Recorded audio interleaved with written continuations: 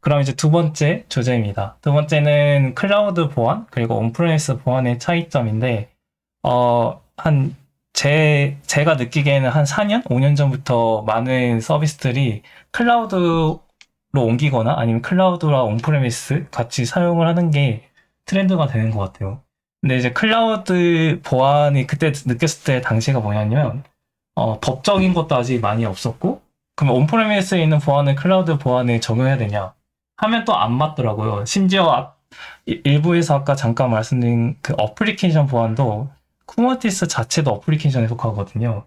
그래서 쿠버네티스 보안을 온프레미스 보안에 적용하니까 하나도 안 맞는 그런 이제 경험이 있었습니다. 그래서 이런 경험이 이제 느껴서 주제를 선정을 했어요. 클라우드 보안과 온프레미스 보안의 차이점이 무엇인가? 개인적으로 궁금해서 주제를 선정했습니다. 우선 클라우드 보안이랑 온프라미스 보안의 가장 큰 차이라고 하면은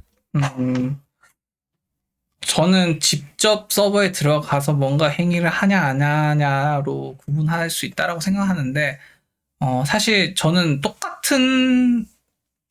똑같다고 저는 크게 생각은 해요. 기본적으로 맞죠? 지켜야 네. 되는 것들은 똑같아요. 네. 뭐 그 계정에 대한 관리, 뭐, 그 다음에 네트워크에 대한 접근 통제, 뭐, 권한 관리, 뭐, 이런 것들은 사실은 클라우드나 뭐, 온프라임이나 크게 차이는 없어요. 네. 그러니까, 지켜야 되는 기준이라던가 이런 건 동일하지만, 어떻게 하냐의 차이는 상당히 많죠. 일단은 온프레미스의 가장 큰 특징은 일단 대부분 인라인으로 보안을 구성을 해요. 무슨 말이냐? 네. 네트워크를 백본부터 시작을 해서 백본에서부터 그 밑단에 있는 뭐 IPS나 디도스 장비, 그 뒤에 뭐 IPS, 뭐 웹방화벽, 방화벽 뭐 이런 식으로 네네. 이제 순차적으로 쭉 인라인 구성을 네네. 하거든요. 네. 그 뒷단에 뭐 L4 스위치를 두고 그 밑에 이제 뭐 서버팜을 두거나 뭐 이런 구성을 많이 한단 말이에요. 네네. 그리고 뭐 DMZ 존을 따로 두고 뭐 이렇게 구성하는데 클라우드 보안은 그게 없어요, 사실. 네네. 이제 그게 큰 차이라고 저는 생각해요. 결국에는 클라우드 보안은 네트워크 설계를 어떻게 하냐가 가장 핵심이에요. 네네. 그러니까 온프레미스에서는 방화벽 뒷단에서는 사실 네트워크적으로 통제할 수 있는 수단이 없어요. 보통 이제 그래서 서버에 뭐 IP 테이블 같은 이런 기술들을 네. 보통 쓰죠. TCP 래퍼와 같은. 네네. 근데 이제 사실 클라우드는 이제 뭐 AWS를 쉽게 설명하면은 AWS에서는 결국엔 시큐리티 그룹이 결국엔 하나하나의 방화벽이라고 생각하면 되잖아요. 그쵸. 그렇기 때문에 오히려 더 디테일한 관리가 되는 거예요. 네네. 접근할 수 있는 IP 서버들을 정확하게 구분을 할 수 있고 여기에서 출발한 애들만 뭐 DB에 접근하거나 할 수 있다는 거죠. 근데 사실 DB 예를 들어서 뭐 온프레임 같은 경우에는 결국엔 방화벽을 건너가는 애들은 그렇게 구현할 수 있지만 방화벽 안에 있는 애들은 구분이 안 되죠. 그렇게 통제를 할 수 없는. 네네. 그렇기 때문에 TCP 래퍼와 같은 이런 기술을 통해서 서버 단에서 설정을 하는 거죠. 결국에는 AWS에서는 시큐리티 그룹이 각 서버 앞에 있는 TCP 래퍼와 같은 기능을 해준다라고 쉽게 이해하면 될 것 같고요. 뭐 사실 저는 그게 가장 큰 차이라고 생각해요. 그거 외에는 개인적으로는 조금 온프라임보다는 자동화라던가 한 번에 뭔가 메인터넌스 할 수 있는 게 조금 더 간단해졌다? 라는 게 사실은 클라우드로 오면서 가장 크게 바뀐 차이라고 생각해요. 그 말씀 듣다 보니까 이제 저의 경험이지만 그때 클라우드 사례가 없어서 그 시큐리티 그룹도 인바운드 아웃바운드 제어하고 그다음에 EC2 인스턴스 안에서도 IP 테이블을 제어를 했었거든요. 그래서 제 생각에는 불필요하게 시큐리티 그룹 어차피 제한을 하는데 EC2 인스턴스 단에서 왜 이걸 똑같이 설정을 복붙하는지 이해가 안 되는데 이렇게 하는 방향도 올바른 방향인지 궁금하네요. 저는 올바르지 않다고 생각하고요. 네네. 굳이 왜 그렇게 해야 됐을까를 되짚어보면은 아마 기준이 없었기 때문에 맞아요. 기준이 라고 없었어요. 일 거예요. 그러니까 어떻게 이거를 안전하게 관리할지에 대한 기준이 없기 때문에 그런 일들이 생긴 거고 사실 온프렘 클라우드는 기본적으로 서버 인스턴스가 계속 죽었다가 살아났다 하면서 IP가 계속 바뀌는 구조예요. 네. 기본적으로 그거를 이해를 먼저 해야 돼요. 그렇기 네. 때문에 IP를 기반으로 뭔가 통제를 한다라는 개념 자체가 달라요. 온프람 네. 같은 경우에는 서버에 IP를 하나 할당을 받으면 그 할당된 IP를 계속 쓰거든요. 용도가 맞죠. 바뀌거나 네. 서버를 뭐 완전히 폐기하고 새로 생성하지 않는 이상은 그렇기 때문에 IP를 기반으로 뭔가 접근 통제를 하거나 방화벽에 설정을 하고 장기간 유지하거나 하는 경우가 생기는데, 클라우드에서는 IP를 보통 기준으로 접근 통제를 하지 않아요. 왜냐하면 그래서 SG 그룹의 레퍼런싱과 같은 참조하는 기능들이 네. 있는 이유가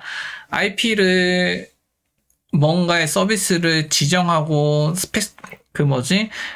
식별하는 데 쓰지 않기 위해서라고 생각해 주면 되거든요. 네네. 만약에 IP 테이블에다가 IP를 만약에 박았으면은 이 서버를 계속 켜놔야 되는 거예요. 맞아요. IP를 하면 EIP와 같은 걸로 고정 IP를 써야 되고 하면 더 복잡해지는 거죠. 네. 되게 심플하게 쓸 수 있는 서비스를 되게 복잡하게 온프라임의 보안 기준들을 맞춰서 우겨 넣은 케이스고, 그럴 거면 굳이 클라우드에 썼어야 되냐는 거죠.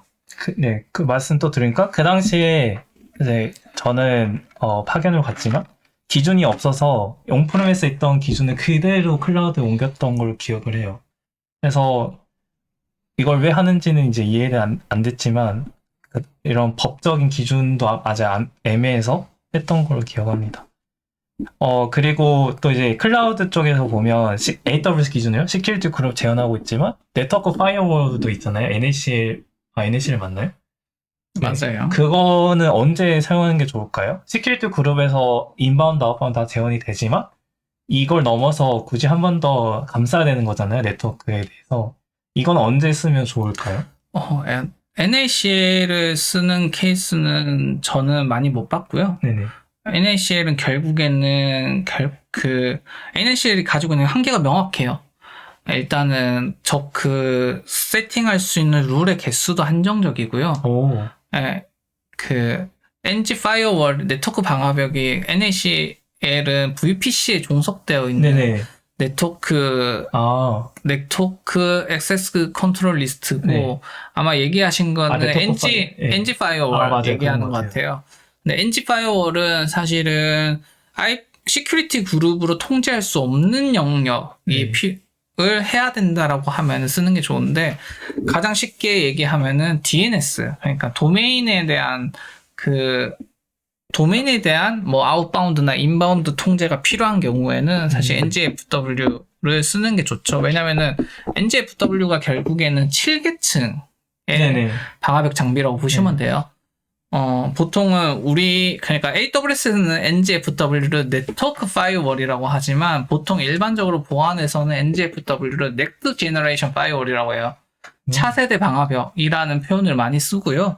보통은 일반적인 방화벽이 이제 TCP/IP 기반의 최대 4계층까지 보잖아요. 근데 NGFW는 7계층 응용단을 봐요. 그렇기 때문에 웹 어플리케이션들이나 이런 것들의 트래픽을 다 보고 차단하거나 허용하거나 하는 게 가능하죠. 이제 그러려면 당연히 NGFW에는 인증서가 들어갈 수 있어야 되고요. 이제 그런 차이점이 있다라고 보시면 될 것 같아요. 정말 어려운 내용 같아요.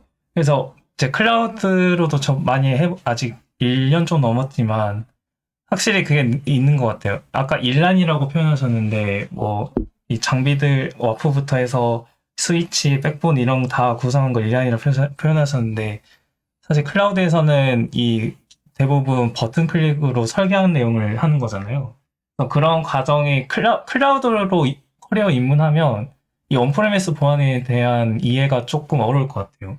왜냐면 클라우드는 이미 다 제공을 주잖아요, 버튼으로 누르면. 근데 온프레미스는 다 장비도 구매를 해야 되고, 거기에 대한 장비 특성도 되는지 안 되는지 파악을 해야 되고, 그런 부분이 어려울 것 같아요, 차이점이라면. 그리고 내가 만약에 클라우드만 했었는데 이제 온프레미랑 연결해야 돼. 그럴 때 이제 커뮤니케이션 해야 되잖아요. 그런 부분이 진짜 어려운 것 같아요. 왜냐면 클라우드에서는 그냥 검색하고 이런 기능이 있나? 하고 기능 추가를 했었으면 되는데, 온프레미스는 어떻게 이런 걸 설정하지? 그럼 이 사람한테 뭘 보안적인 걸 요구를 해야 되지? 네트워크 열어달라고 요구해야 되지? 이런 커뮤니케이션 저는 어렵다고 느껴요. 사실 성우님이 얘기해 주는 거는 약간 클라우드와 온프레임을 연결하는 그런 구간의 얘기인 거고, 사실 클라우드 보안도 인라인 구성을 할 수 있는 방법들이 있어요. 그래서 최근은 아니고 몇 년 전부터 이제 AWS에서 많이 이제 얘기했던 게 이제 GWAB라고 하는 기술이 있어요. 예, 그게 결국엔 인라인처럼 구성할 수 있어요. 뭐냐면은 시큐리티 랜딩 존이라고 해서 모든 트래픽을 이 GWLB가 물려 있는 VPC 쪽으로 들어와서 거기에 있는 보안 장비들, 뭐 웹방화벽이 있을 수도 있고 IPS가 있을 수도 있겠죠. 그걸 통해서 그 뒷단에 실제 각 서비스에 있는 VPC로 데이터를 뿌려주는 이런 GWLB라고 하는 기술이 있어요. 그게 장점이 뭐냐면은 게이트웨이 로드 밸런서라고 하는 거거든요. GWLB가 그게 예전에 보안 장비들, 뭐 웹방화벽 같은 애들을 예전에 그 인스턴스 타입으로 이렇게 올려주는 케이스들이 있어요. 근데 얘네들이 확장성이 되게 부족하거든요. 이게 늘어나는 속도도 느리고 이제 그런 것들을 GWLB를 통해 가지고 조금 빠르게 확장할 수 있게끔 구성을 해놓은 게 있는데 저는 개인적으로 클라우드를 그렇게 구성하는 게 맞는 거냐라는 얘기를 계속 했었고 저는 너무 오버 엔지니어링이다. 그리고 사실 뒷단의 서비스들을 관리하는 게 더 어렵다. 뭐 이런 얘기를 많이 했었죠. 사실 그래서 근데 이제 최근에 들은 바로는 고객사들이 그런 구성을 원한다라고 하더라고요. 그러니까 이렇게 인라인 방식으로 클라우드를 이렇게 온프렘과 같은 인라인 방식으로 구현하는 걸 원하고 뭐 정책적이든 아니면 법적이든 이런 이슈 때문에라도 그런 방식을 원하는 케이스들이 있었기 때문에 GWLB도 기능적으로 개발이 됐고 그게 서비스로 나왔다라는 얘기를 하시더라고요. 또 갑자기 궁금한 게 온프렘 아까 차이점 할 때 DMZ의 차이 의무를 말씀했잖아요. 근데 이제 저희 작업할 때 제가 본 게 이제 베스트 프랙티스라고 보이는 게 그 클라우드 상에서 네트워크만 통신하는 그 아웃바운드 인바운드를 제어하는 네트워크 계정을 만드는 게 베스트 프랙티스로 보이는데 이렇게 하면 보안적인 것도 좋아질까요? 그게 이제 GWLB랑 약간 연계되는 거라고 보시면 돼요. 그러니까 모든 트래픽은 그 네트워크 계정을 통해서만 들어오고요. 나머지는 전부 다 이제 인터넷 통신만 하는 거죠. 네. 근데 사실 이렇게 되면은 홉이 많아지게 될 수밖에 없고 홉이 많아진다는 거는 계속 데이터에 뭔가 헤더나 아니면은 데이터들이 계속 붙겠죠. 패킷 자체에. 그럼 그만큼 용량도 커지고 그만큼 속도도 느려지고 여러 가지 보안적인 거를 떠나서 여러 가지 이제 엔지니어링적으로 문제가 많이 생겨요.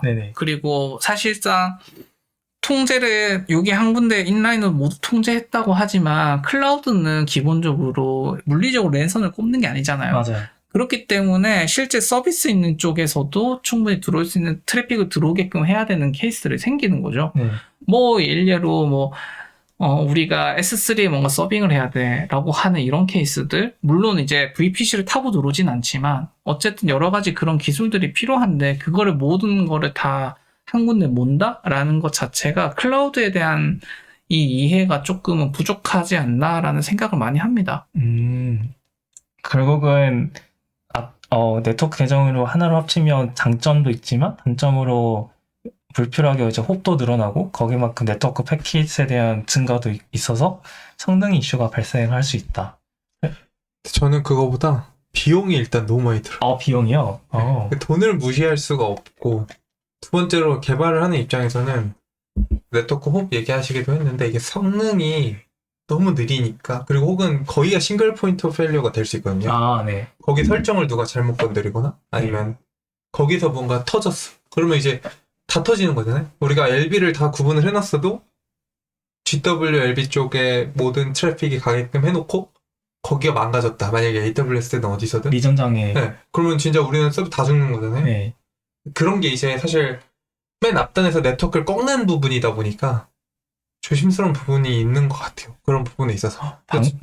그래서 들어오는 트래픽을 그렇게 막을 거냐라고 하면 그런 식으로 검사할 거냐라고 하면 저는 조금 의아한 건 있고 나가는 트래픽, 그러니까 서버에서 외부로 나가는 트래픽에 대해서는 그 네트워크 아까 말씀하셨던 싱커님이 말씀하셨던 네트워크 장비 같은 걸 통해서 나가야 우리가 어떤 도메인으로 나가는 것만 이렇게 쉽게 걸러낼 수가 있잖아요. 그런 것들을 했을 때는 확실히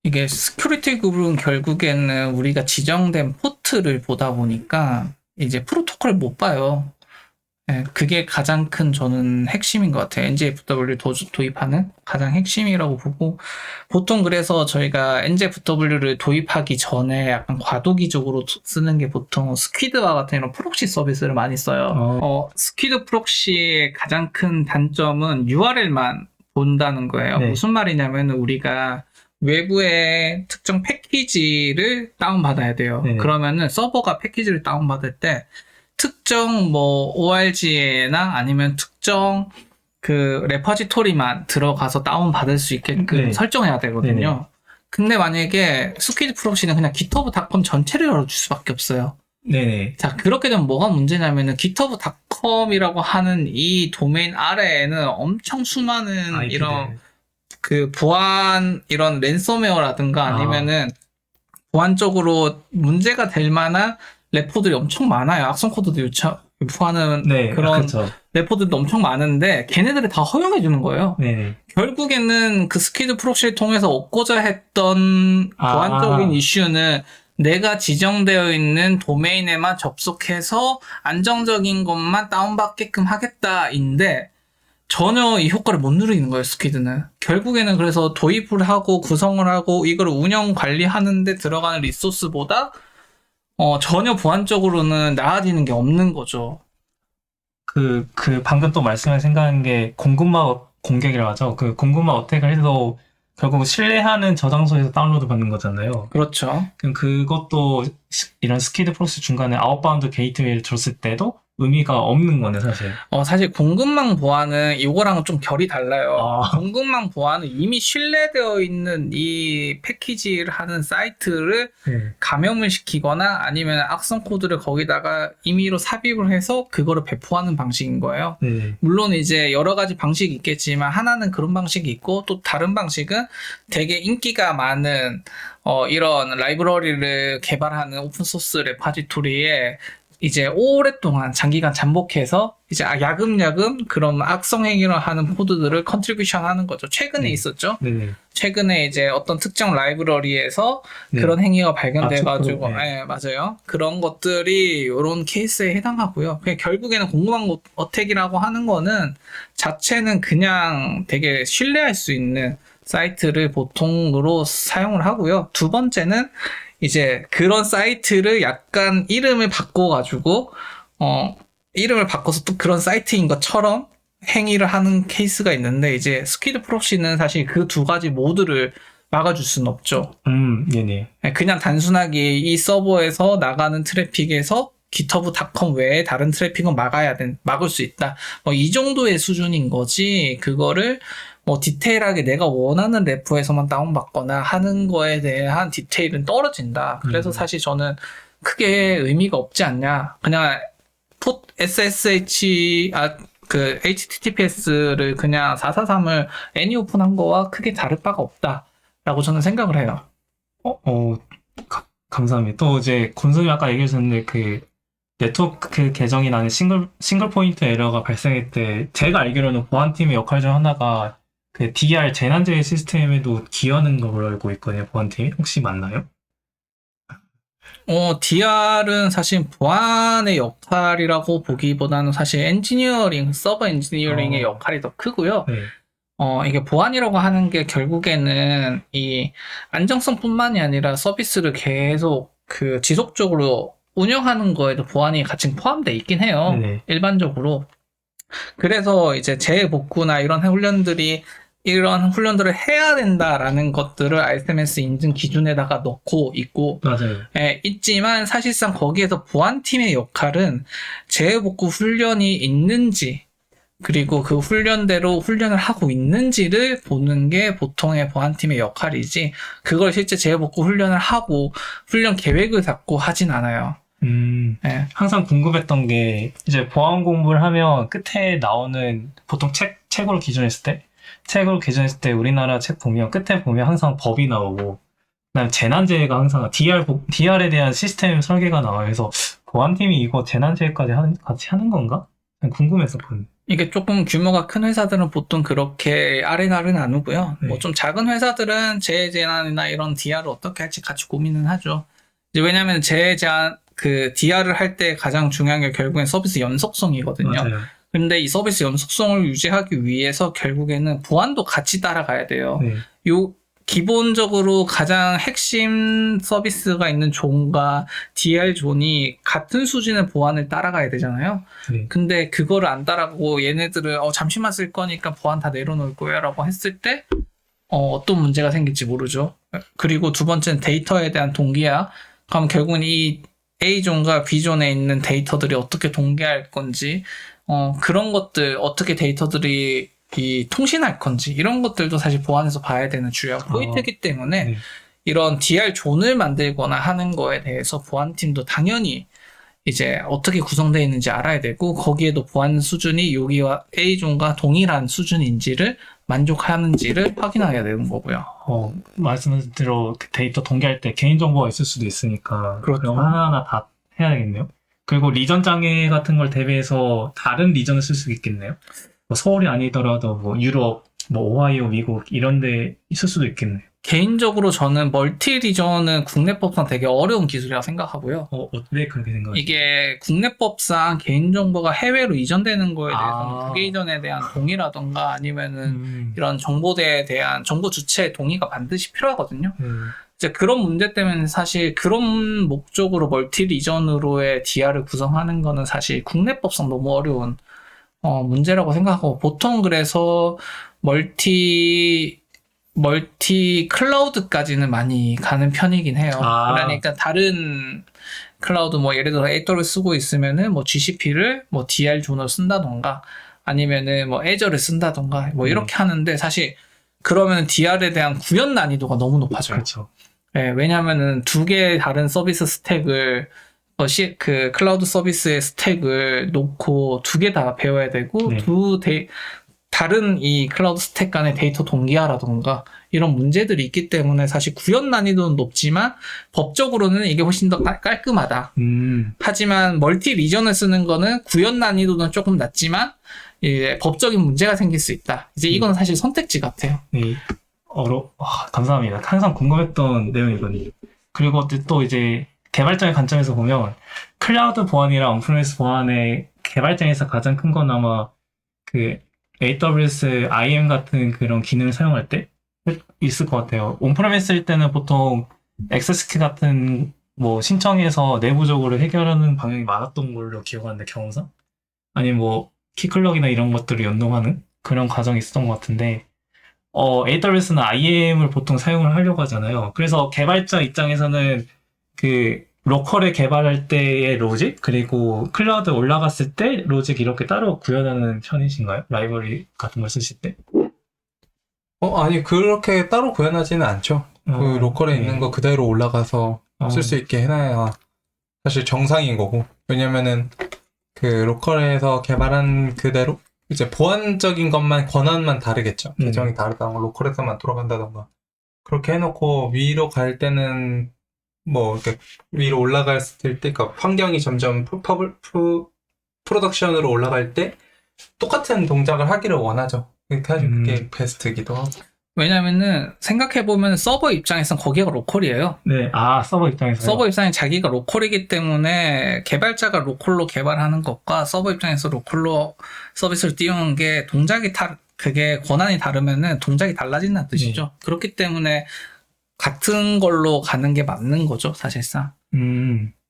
그리고 이제 AWS 같은 게 업슈물 하게 되면 개발 코드에서 업슈물 할 수 있는 그 세션 TTL이 있잖아요. 그런 건 라이브러리에서 알아서 다 해주는 아니면 개발자가 세션이 끊기면 뭐가 돌아가게끔 A 처리를 해주는 편인가요?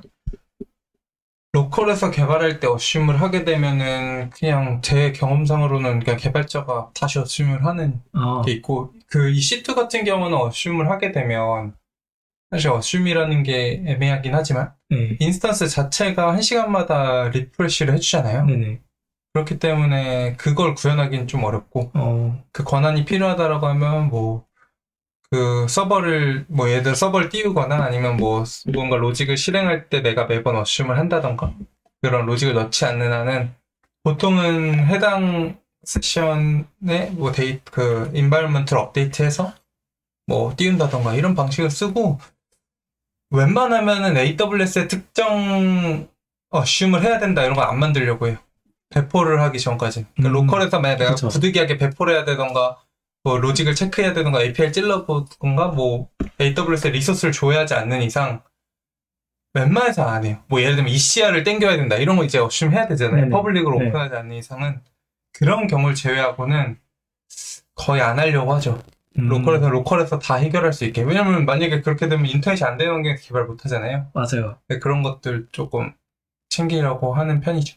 개인적으로 네. 궁금했던 부분이, 왜냐면 저는 그냥 보통 EKS IRS나 그런 것들을 쓸 때 옵션이 필요한 로직들이 있잖아요. 그렇죠. 그런 것들은 이제 이렇게 하세요라고 말씀드리지만, 이분들 어떻게 로컬 개발과 실제 올라갔을 때 환경을 구분하는 거지?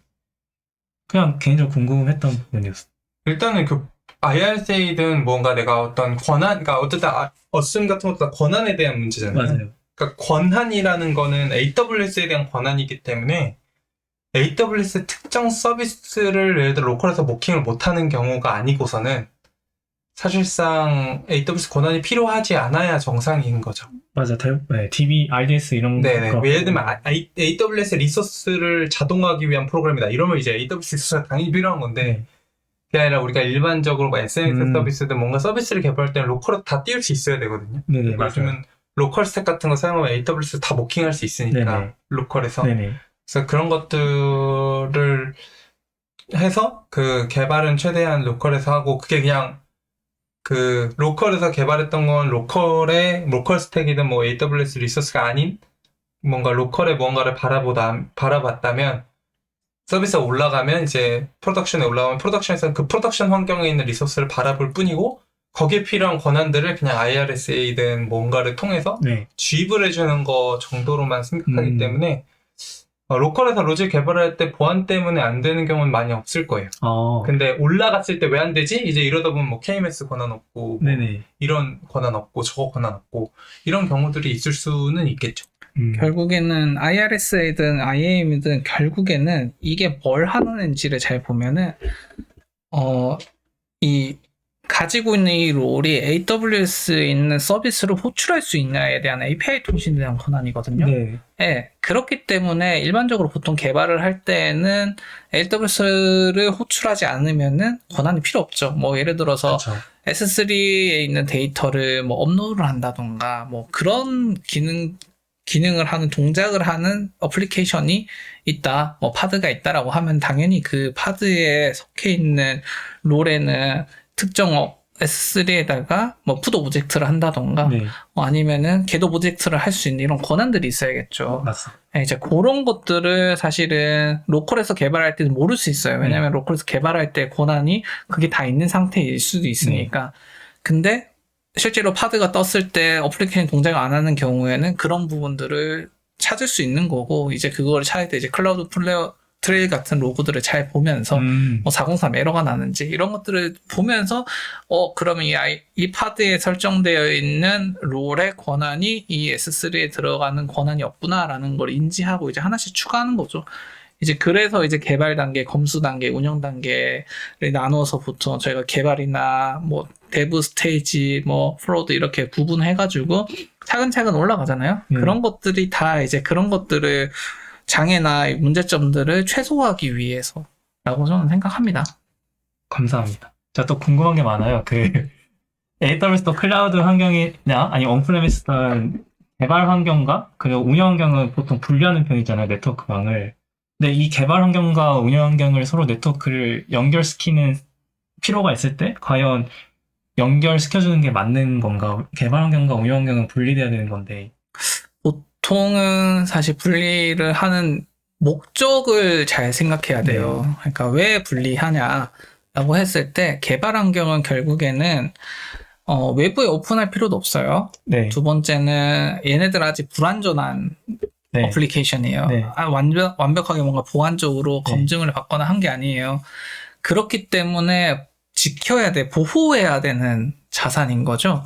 자, 그런데 얘를 개발과 운영을 연결해야 되는 케이스들이 생긴다? 과연 어떤 케이스인지 사실 좀 모르겠어요. 사실 그런 케이스가 생기는 게 조금 저는 왜 그럴까라는 고민을 좀 하게 될 것 같고요. 네네. 뭐 이제 물론 이런 케이스들이 생길 거예요. 운영 환경에 있는 데이터들을 뭐 개발해서 쓰기 위해서 뭐 연결하거나 하는 네네. 케이스들이 생기는데 굳이 그거를 직접 연결을 해야 될까? 네. 라는 거죠. 그러니까 가급적이면 저는 개발과 운영을 그렇게 네트워크적으로 연결하기보다는 뭐 데이터가 왔다 갔다 할 수 있게끔 하는 거. 그러니까 데이터를 굳이 직접적으로 네트워크 연결을 하지 않고도 데이터를 제공할 수 있는 방법들이 있죠. 뭐 네. 덤프를 떠서 네. 넣는다던가 뭐 하는 그런 방법들이 있으니까 오히려 그런 방법들을 쓰는 게 더 좋을 것 같고, 만약에 진짜 개발과 운영을 직접 연결해야 되는 거면은 저는 잘 볼 것 같아요. 왜 해야 되는지를 잘 네. 보고 이렇게밖에 할 수 없는지를 더 지켜봐야 될 것 같아요. 좋은 말씀 감사합니다. 저는 그런 상황이 있었는데 저는 안 된다고 했었거든요. 그냥 개인적으로 또 궁금했습니다. 개인 경험으로. 그리고 또 이제 차이점만 말했는데 공통점이 있다면 보통 웰넌 포트라고 하죠. 알려진 포트를 안 쓰는 걸 지향을 하는 게 공통점일 것 같아요. 그래서 AWS도 SSM 같은 SS 프로토콜 사용하는 것들이 많은데 그런 빌트인 거 말고는 웬만하면 DB 포트 이런 거 다 바꾸는 걸 이제 공략하는 게 공통점일 것 같아요. 그런 공통점도 있고, 그리고 아까 이제 말씀한 것 중에 클라우드 트레이를 언급하셨는데, AWS는 모든 게 API를 동작하기 때문에 클라우드 트레이를 활성화하면 어떤 사람이 어떤 행위를 하는지가 보이잖아요. 근데 온프레미스 같은 경우에는 보통 장비들도 여러 개 있고, 그다음에 로그 취합하는 것도 다르고 AWS가 다를 텐데 이런 거 어떻게 중앙으로 모니터링하기 위해서 어떻게 이런 구성을 해야 되는 건가요? 저도 온프람은 많이 네. 구성을 하진 않아서 잘 모르고요. 정확하게는. 근데 사실 AWS라고 하는 건 결국에는 IaaS잖아요. 네. 그러니까 클라우드 서비스 중에서 IaaS 서비스이기 때문에 이러한 각 인프라를 관리하기 위해서 어쩔 수 없이 AWS API라고 하는 걸 통해 가지고 서비스를 관리하는 거예요. 근데 사실 온프렘 같은 경우에는 요즘에는 물론 프라이빗 클라우드 같은 이런 구성들이 많이 나왔죠. 하지만 일반적으로는 보통 뭐 박스라고 얘기를 하지만 결국엔 렉이라든가 이런 게 서버의 단일 서버 하나하나를 다 관리를 하다 보니까 당연히 그런 API 같은 레벨이 없는 거예요. 네네. 결국에는 각 서버마다 우리가 다 들어가서 맞습니다. 작업을 해야 돼요. 네. 그래서 예전에 골든 이미지라는 얘기가 사실 클라우드에서 나오기 전부터 이미 온프라임에서도 골든 이미지라는 게 있었어요. 네네. 이미 그렇게 다 설치를 할 때부터 필요한 필수 프로그램이라든가 이런 것들을 하나의 디스크에다가 담아가지고 그걸로 셋업을 하고 세팅을 설치를 하게끔 이미 전부터 그런 것들은 있었고요. 그게 이제 클라우드로 오면서 조금 더 우리가 접하기를 많이 접하게 된 거지만 사실상 원래 골든 이미지라는 것들은 온프람에서도 이미 있던 내용이고요. 이제 그러다 보니 당연히 온프람은 설치를 일단 해야 되잖아요. OS를 설치해야 맞아요. 되잖아요. 네. 서버가 들어왔어. 하드웨어 장비가 들어왔으면 거기에 OS를 먼저 설치해야 돼요. 그러니까 무슨 문제가 생기냐면은 뭔가 우리가 인스턴스가 문제가 생기면은 그냥 터미네이트 시키고 새로 띄우잖아요. 네. 하지만 온프레임 그게 어려운 거예요. 네, 맞습니다. 서버를 그러면 새로 설치해야 되는 거죠. 네. 물리적인 장비는 있지만 이거를 삭제를 하고 새로 설치하고 이런 작업들이 시간이 되게 오래 걸리고, 그러다 보니 사실은 그래서 더 이런 온프레미스가 조금 관리하기가 어려운 이유가 그런 문제라고 저는 생각해요. 그래서 이제 중앙으로 뭐 집중해서 로그를 보내거나 하는 것들도 사실 예전에 뭐 시스로그 서버와 같이 네. 이런 구성들을 통해서 하나의 시스로그 서버에 뭐 이런 OS에 대한 로그들을 다 저장하거나 하는 방식들도 있긴 하고요.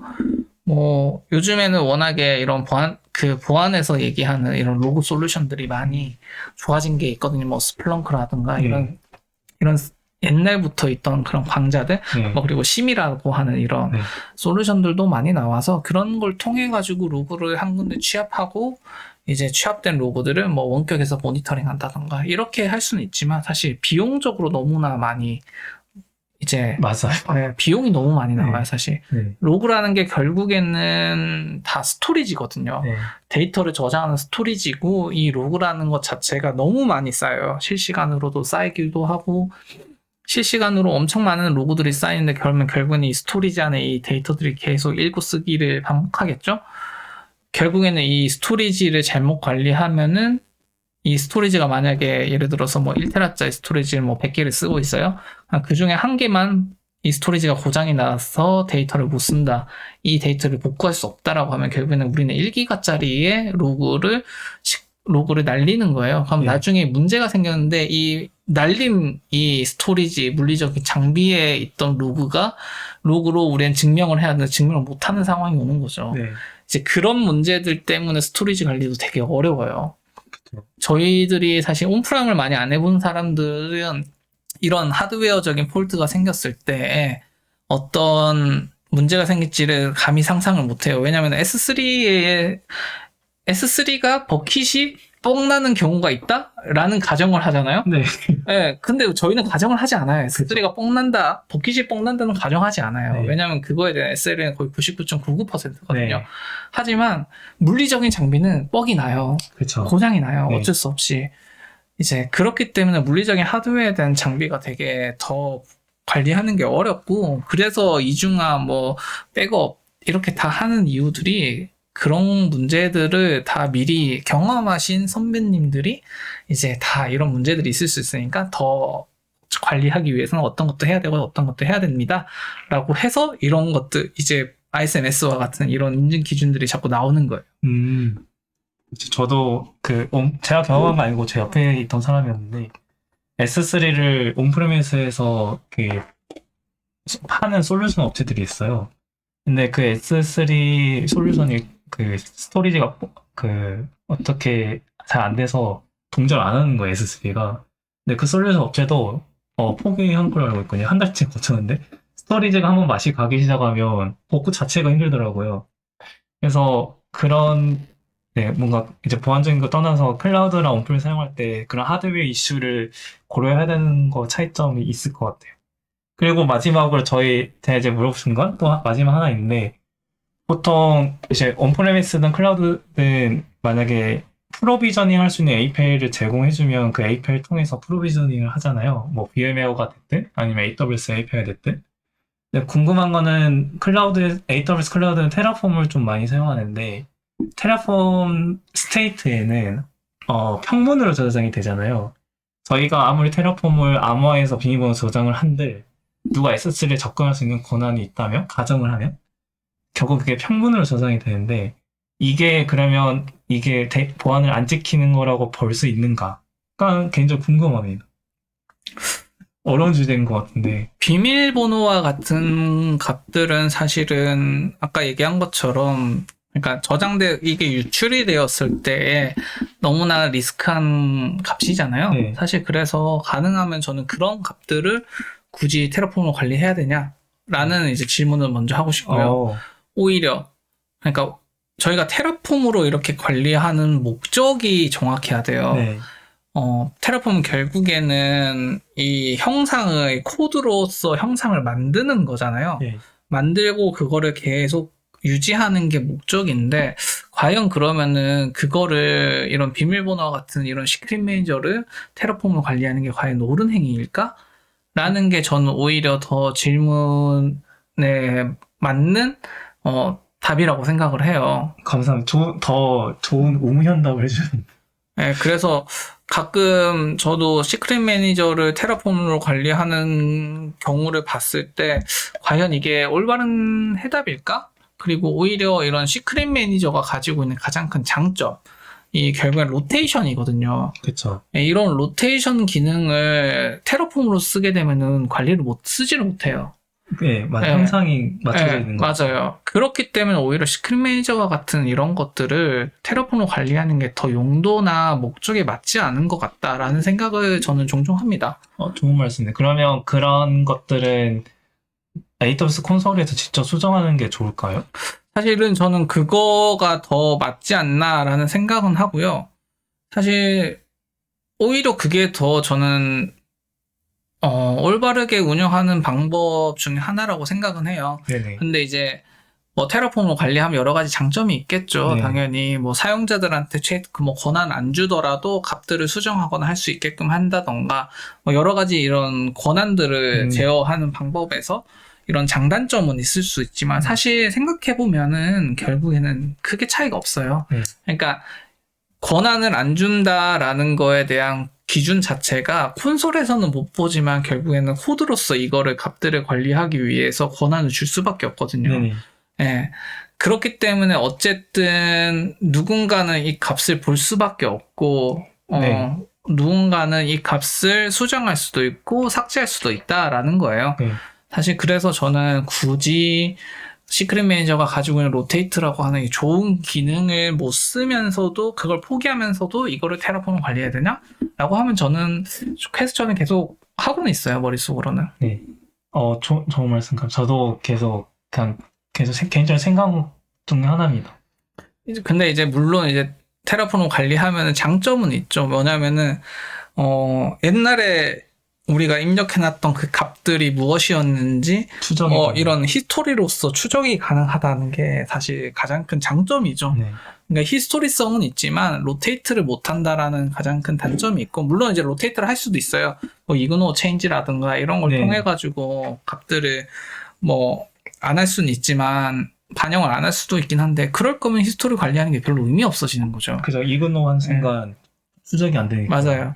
사실 저희가 팀에서 이제 해시코프 볼트를 사용하면서 이런 시크릿 엔진을 사용을 하는데, 시크릿 엔진을 써보면서 느낀 게, 시크릿 매니저와 이게 비교가 되지만, 우리가 생각보다 시크릿 매니저를 되게 좀 허술하게 쓰고 있구나, 라는 생각을 많이 했어요. 그러니까 해시코프 볼트가 가지고 있는 큰 장점 중에 하나가 뭐냐면은, 이 시크릿 엔진에 등록되어 있는 이 롤에 의해서 이 롤에서 특정한 명령어라든가 이런 것들을 수행할 수 있게끔 쓸 수 있어요. 네.